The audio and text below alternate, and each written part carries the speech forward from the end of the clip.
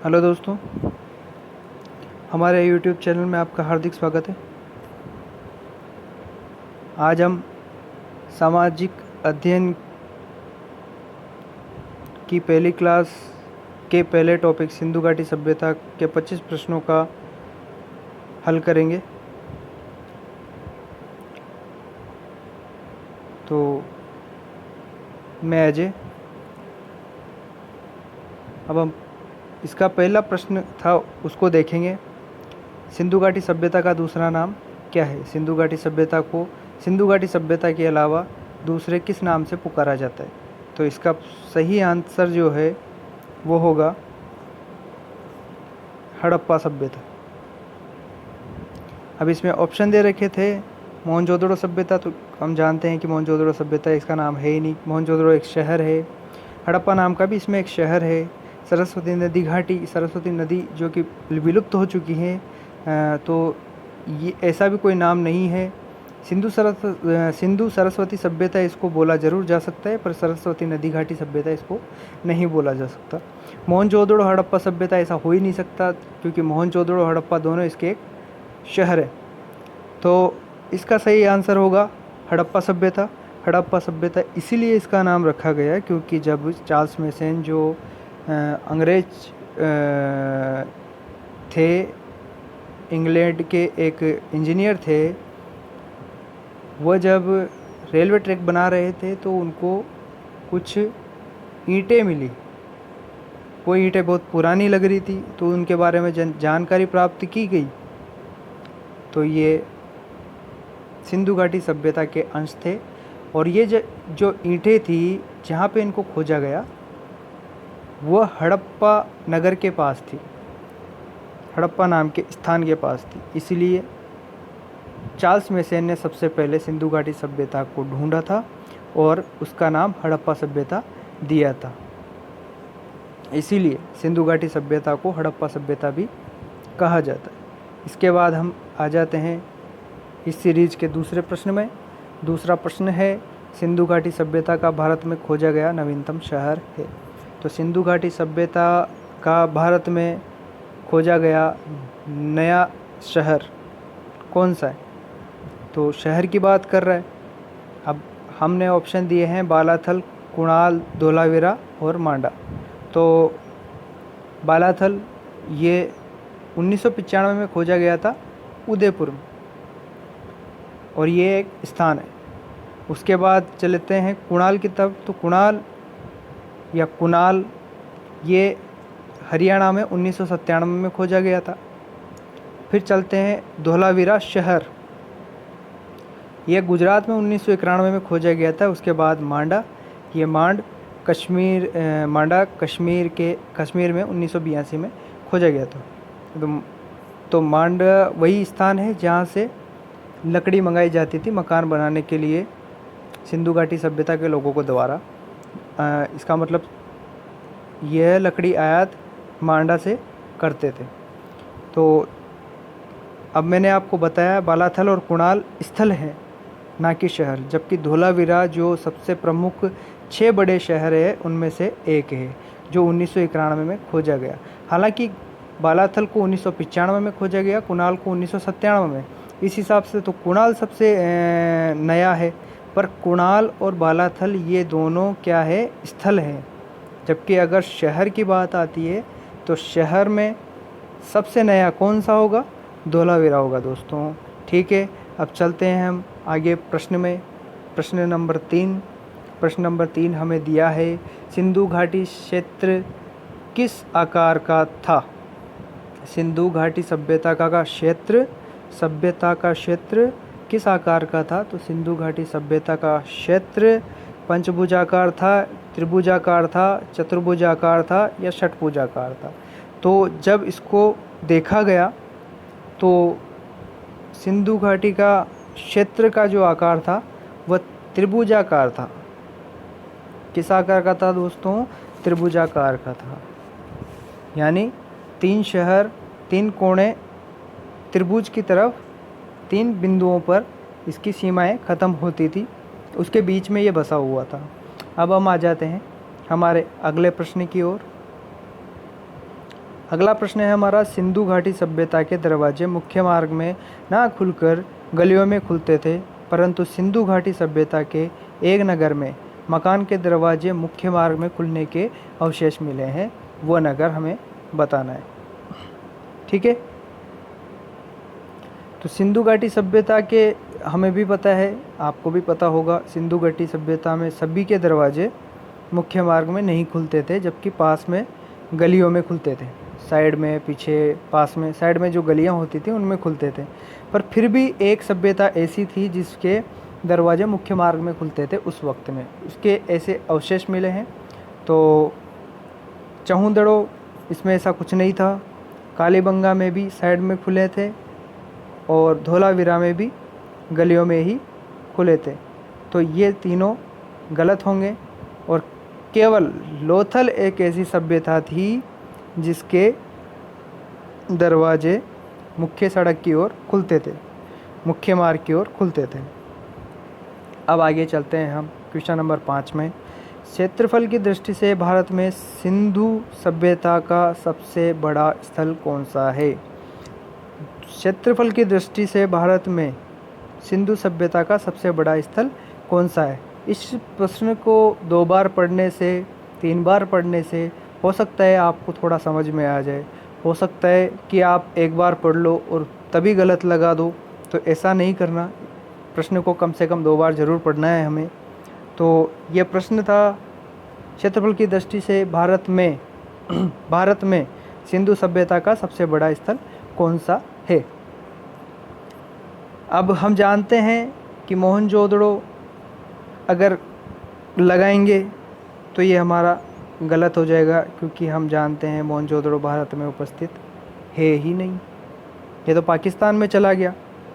हाँ, इनकी खोज हुई थी तब तक ये भारत का अंग था, पर आज के वक्त में ये पाकिस्तान में है। धोलावीरा जो है ये भारत का दूसरे नंबर का, भारत में दूसरे नंबर का सबसे बड़ा शहर है। कालीबंगा राजस्थान में है। तो इसका सही आंसर क्या होगा? इसका सही आंसर होगा राखीगढ़ी। राखीगढ़ी भारत में खोजा गया सबसे बड़ा स्थल है, या ऐसे कह दें भारत का सबसे बड़ा सिंधु घाटी का स्थल कौन सा है? सिंधु घाटी का सबसे बड़ा शहर कौन सा है भारत में? तो वो राखीगढ़ी होगा। अब हम चलते हैं अगले प्रश्न की तरफ। हमारा अगला प्रश्न है नंबर 6। स्वास्तिक चिन्ह सिंधु घाटी सभ्यता के किस स्थल की देन है? किस शहर की देन है? किस स्थल की देन है? तो स्वास्तिक चिन्ह जो है वो हमें मिला है हड़प्पा से। हड़प्पा सभ्यता से ही स्वास्तिक चिन्ह मिला है। और आज भी हिंदू धर्म में कोई भी कार्य करते हैं, कोई भी पूजा करते हैं, तो उसमें स्वास्तिक चिन्ह का एक अत्यधिक महत्व है। आगे चलते हैं, अगले प्रश्न की ओर बढ़ाते हैं हम। वो है 7वां प्रश्न, मोहनजोदड़ो का उत्खनन कार्य कब किया गया था? तो मोहनजोदड़ो की खुदाई का कार्य कब किया गया था? कि मोहनजोदड़ो की खुदाई का कार्य 1922 में किया गया था। कब किया गया था दोस्तों? 1922 में इसकी खुदाई का कार्य किया गया था।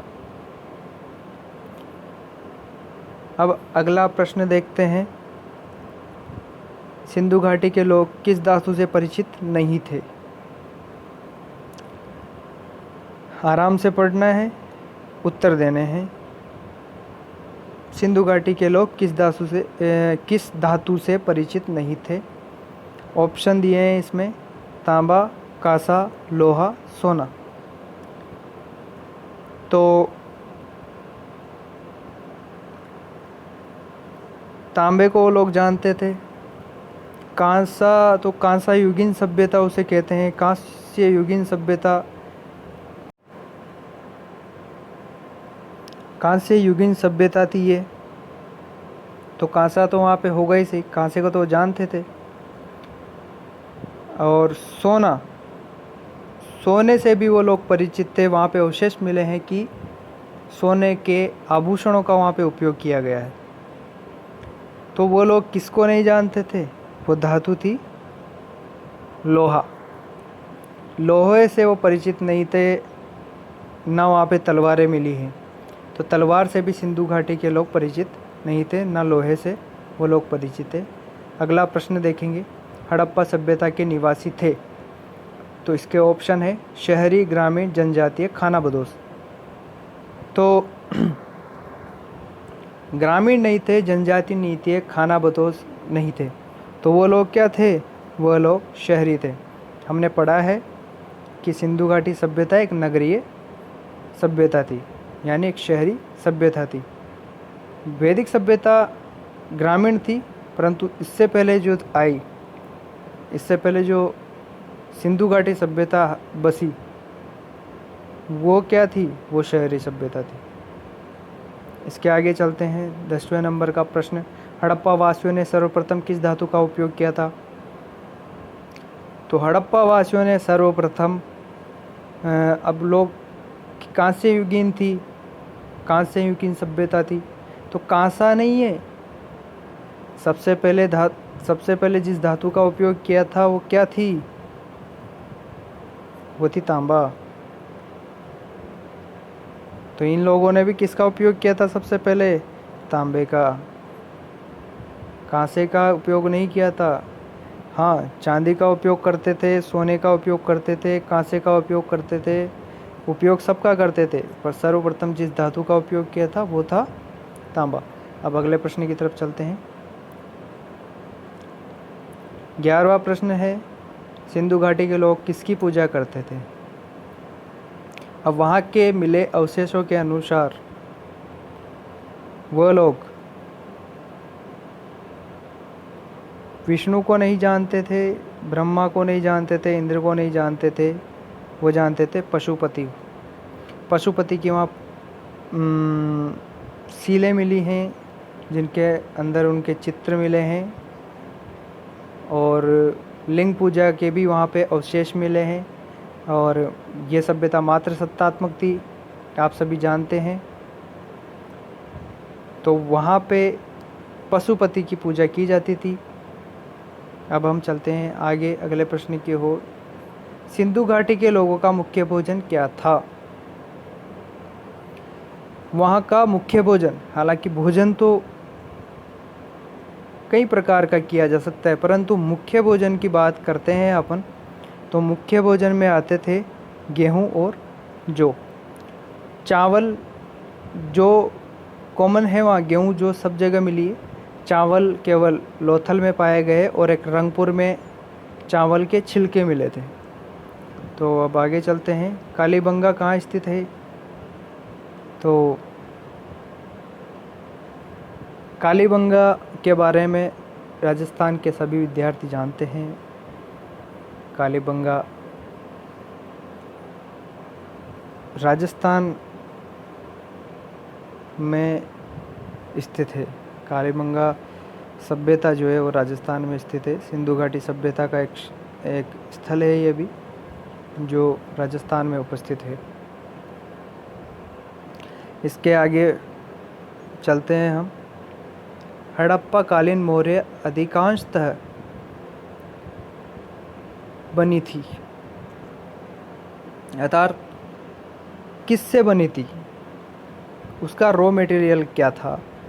कच्चा माल जो बोलते हैं वो क्या था? धातु की बनी थी या मिट्टी की बनी थी? इसमें हमने ऑप्शन दिए थे सेल खड़ी, कांचली मिट्टी, मिट्टी व तांबा, गोमदा और चर्प। तो इसका आंसर होगा सेल खड़ी। हड़प्पा कालीन सभ्यता में सेल खड़ी की मोहरें अधिकांश मिली है। तांबे की भी मिली है, परंतु कुछ कुछ स्थानों पर। पर अधिकांश जो है वो सेल खड़ी है। आपको बता दूं, सेल खड़ी जो है वो होता है स्टेटाइट, वो मुलायम पत्थर का मिश्रण, उसे सेल खड़ी बोला जाता है।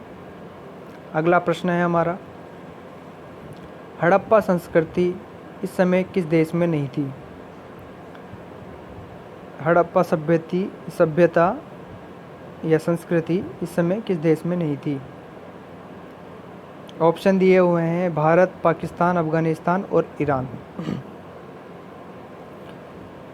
हम जानते हैं दोस्तों, भारत में इसके क्षेत्र हैं, भारत में इसके स्थल हैं, तो भारत में तो ये थी। पाकिस्तान में ही इसको ढूंढा गया था, तो पाकिस्तान में मोहनजोदड़ो हड़प्पा को सबसे पहले ढूंढा गया था। फिर वहाँ पे हड़प्पा भी मिली, उसके बाद वहाँ पे बहुत सारी हमें ये मिली है, सूतका गेंडोर। इस प्रकार से पाकिस्तान में भी इसके अवशेष मिले हैं। अफ़गानिस्तान में भी हड़प्पा संस्कृति के शहर मिले हैं। कहाँ नहीं मिले? ईरान में नहीं मिले। ईरान एक ऐसा देश है इन चारों देशों में जहाँ पे हड़प्पा संस्कृति के कोई अवशेष नहीं मिले हैं। अब हम अगला प्रश्न देखते हैं, सिंधु घाटी सभ्यता के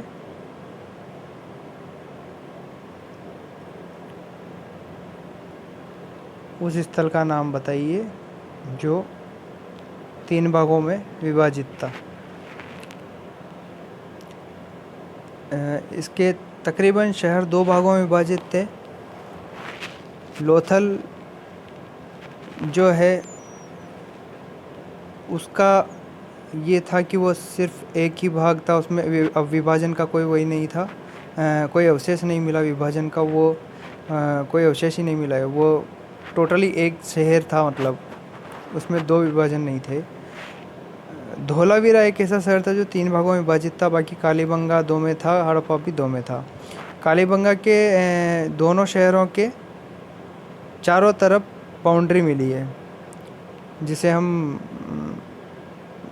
दीवार मिली है, परकोटा मिला है। कालीबंगा एक ऐसा शहर था, वरना हड़प्पा में बाकी जितने भी सिंधु घाटी के शहर हैं उनमें सिर्फ जो शासक वर्ग का क्षेत्र था, जैसे शासक वर्ग है तो शासक वर्ग को ही चारों तरफ से दीवार से, बाकी जो दूसरा रिहायशी इलाके जो होते हैं, सामान्य नागरिक जहाँ निवास करते हैं, उनके चारों तरफ कोई दीवार नहीं होती थी। बस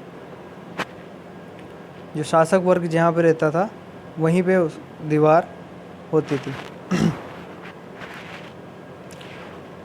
तो धोलावीरा एक ऐसा शहर था सिंधु घाटी सभ्यता का जो 3 भागों में विभाजित था। एक शासक वर्ग, दूसरा शासक वर्ग के संबंधी बड़े अधिकारी, फिर तीसरे में सामान्य वर्ग था। यही एक ऐसा शहर था, ऐसी सभ्यता थी सिंधु घाटी सभ्यता की एक उपशाखा, जिसमें 3 शहर होने का 3 शहर का 3 भागों में बटे होने का प्रमाण मिला है, बाकी किसी में भी ऐसा नहीं मिला है। तो वो शहर कौन सा था जो 3 भागों में विभाजित था? वो था धोलावीरा। हाँ, धोलावीरा में शासक वर्ग और शासक वर्ग के संबंधी व अधिकारियों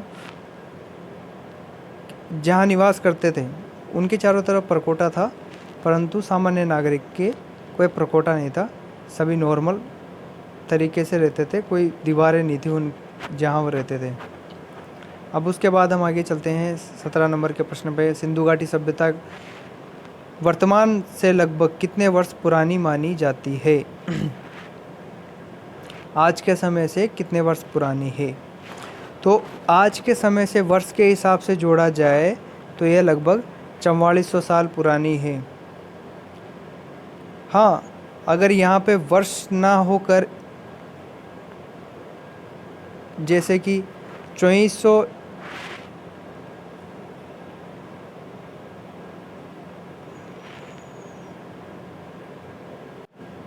ईस्वी पूर्व लिखा हुआ आ जाता है और ये सभी ऑप्शन ईस्वी पूर्व में है, तो आंसर 2400 सही होगा। परंतु वो पूछ रहा है कि सिंधु घाटी सभ्यता वर्तमान से लगभग कितने वर्ष पुरानी है, तो वर्ष पूछे गए हैं, तो वर्ष क्या आएंगे? 4400 वर्ष आएंगे। अब अगला प्रश्न देखते हैं। आज़ादी के बाद भारत का खोजा जाने वाला प्रथम सिंधु स्थल। अंग्रेजों के द्वारा भारत को आज़ाद करने के बाद और पाकिस्तान के भारत से अलग होने के बाद भारत का प्रथम स्थल, सिंधु घाटी का प्रथम स्थल भारत में कौन सा खोजा गया? तो उसका आंसर, उसके ऑप्शन हमने दिए हैं लोथल, मीठाथल, संघोल और रंगपुर। तो आज़ादी के बाद भारत का जो शहर, भारत में जो शहर सिंधु घाटी का खोजा गया था वो था रंगपुर। सबसे पहला देश आज़ाद होने के बाद में सिंधु घाटी सभ्यता का जो पहला शहर खोजा गया था वो था रंगपुर, जहाँ पे आपको पता हो तो चावल के भूसी मिली थी, चावल के भूसी मिली थी और मातृ देवी की मूर्ति यहाँ से मिली थी। अब हम आगे चलते हैं। सिंधु सभ्यता का वह नगर जिसमें बंदरगाह था जो वर्तमान समय में भारत में उपस्थित है। अब ऐसा शहर, तो वह शहर था लोथल।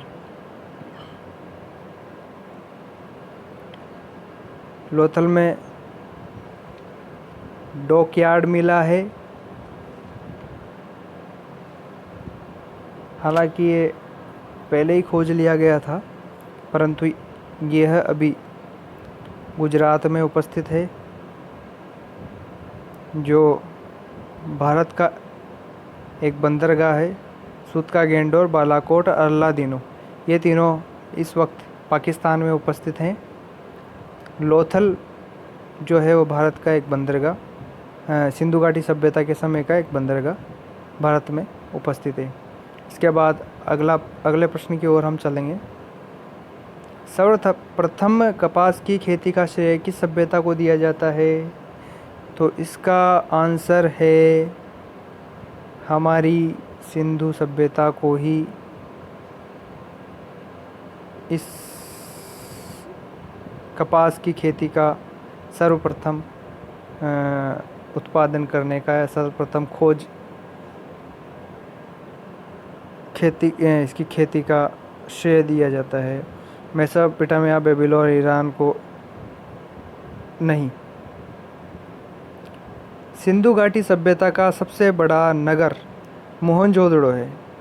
अब इससे कंफर्म हो गया है कि सिंधु घाटी सभ्यता का सबसे बड़ा शहर कौन सा है? मोहनजोदड़ो है। यह शहर वर्तमान में किस नदी के तट पर बसा हुआ है?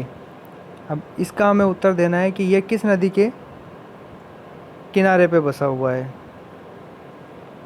तो इसके ऑप्शन हैं रावी नदी, घग्गर नदी, दास्क नदी, सिंधु नदी। तो रावी नदी के पास तो हड़प्पा बसा हुआ है। घग्गर नदी के पास राजस्थान में कालीबंगा बसी हुई है। दास्क नदी बलूचिस्तान, सूतका गेंडोर इसके पास बसी हुई है। तो सही आंसर क्या होगा? सही आंसर होगा सिंधु नदी, जो मोहनजोदड़ो सिंधु घाटी स्थल का सबसे बड़ा शहर है मोहनजोदड़ो, वह सिंधु नदी के पास बसा हुआ है। आगे चलते हैं। क्वेश्चन नंबर 22 में मोहनजोदड़ो की खोज किसने की थी? तो मोहनजोदड़ो की खोज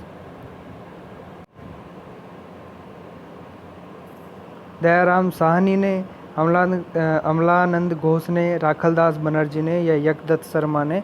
तो इसका सही आंसर होगा राखलदास बनर्जी। ये थोड़ा टाइपिंग में गलत हो गया है, ये राखलदास नहीं होगा, राखलदास बनर्जी है, राखलदास बनर्जी। थोड़ा ध्यान दीजिएगा, राखलदास नहीं है, ये राखलदास बनर्जी है, थोड़ा टाइपिंग में गलत हो गया है। इसके बाद आते हैं 23 नंबर का प्रश्न। शिप उद्योग के साथ साक्ष्य से किस स्थल से मिलते हैं? शिप उद्योग के साक्ष्य किस स्थल से मिलते हैं? सिंधु घाटी सभ्यता में शिप उद्योग के साक्ष्य किस स्थल से मिलते हैं? तो वह स्थल कौन सा है? वह स्थल है बालाकोट, जो कि पाकिस्तान में है।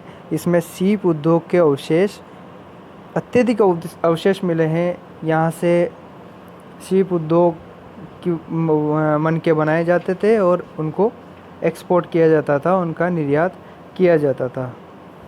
अब आगे चलते हैं हम। सिंधु घाटी सभ्यता के किस निर्माण को सर जॉन मार्शल ने विश्व का एक अद्भुत निर्माण कहा है? सर जॉन मार्शल आर्कियोलॉजिस्ट थे, उन्होंने सिंधु घाटी सभ्यता पर अध्ययन किया था। तो उन्होंने वृहद अन्नागार को, सार्वजनिक स्नानागार को, गोदीबाड़ा को, कालीबंगा के फर्श को, कालीबंगा का फर्श में जो ईंटें लगाई गई थी वो नक्काशीदार ईंटें थी। तो ये अच्छी तरीके से बनाया गया एक अद्वितीय फर्श था। गोदीबाड़ा मतलब डॉकयार्ड, तो ये भी नहीं है। सार्वजनिक स्नानागार, तो सार्वजनिक स्नानागार को उन्होंने अद्भुत निर्माण कहा है। वृहद स्नानागार ये वहाँ की सबसे बड़ी मंजिल थी, इमारत थी, पर उन्होंने जिसको विश्व का एक अद्भुत निर्माण कहा है वो है सार्वजनिक स्नानागार। ठीक है, अब हम लास्ट प्रश्न जो हमारा बचा उसका जवाब देंगे। सिंधु घाटी सभ्यता की तौल की इकाई किस अनुपात में थी? तो सिंधु घाटी सभ्यता की तौल की इकाई 16 के अनुपात में थी। किसके अनुपात में थी? 16 के अनुपात। ना तो 12 में थी, ना 15 में थी, ना 16 में थी, ना 18 में थी, वो थी 16 के अनुपात में। बहुत बहुत धन्यवाद आप लोगों का, हमें अपना कीमती समय देने के लिए। बाकी तैयारी करते रहिए। धन्यवाद।